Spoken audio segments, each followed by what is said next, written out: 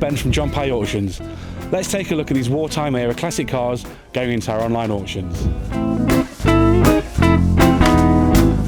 Let's look at lot 1, this 1941 Chevrolet Special Deluxe 4-door sedan. This design perfectly captures the era, evoking images of the post-war American dream. The 3.5 litre straight-six engine and distinctive design make this iconic car a must-have for discerning collectors.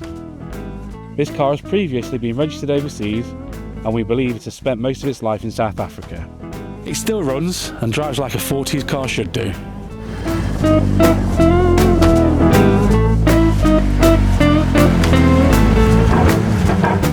Let's take a look at lot 2, this 1939 Dodge D12 Six.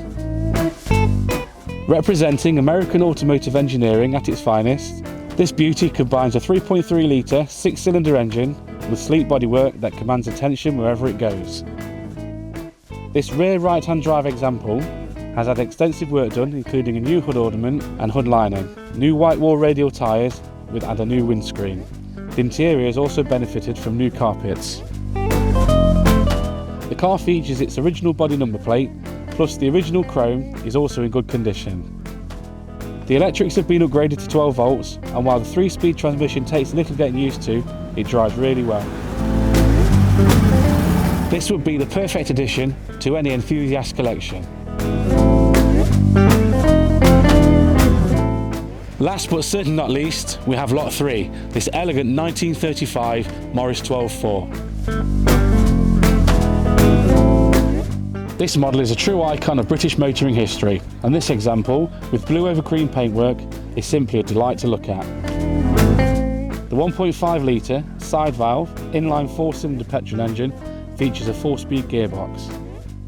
Whilst HPI returns an unknown year of manufacture, our research suggests it was manufactured in 1935. The original operation manual is included, which is just lovely to read through. Also included are these food, fuel and clothing ration books, offering a great insight into post-war UK history.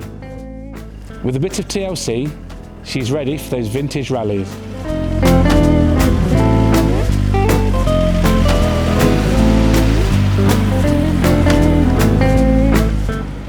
Take a trip down memory lane with this exclusive auction of wartime era classic cars. Bidding starts June the 3rd to June the 17th with public viewing at our Birmingham site.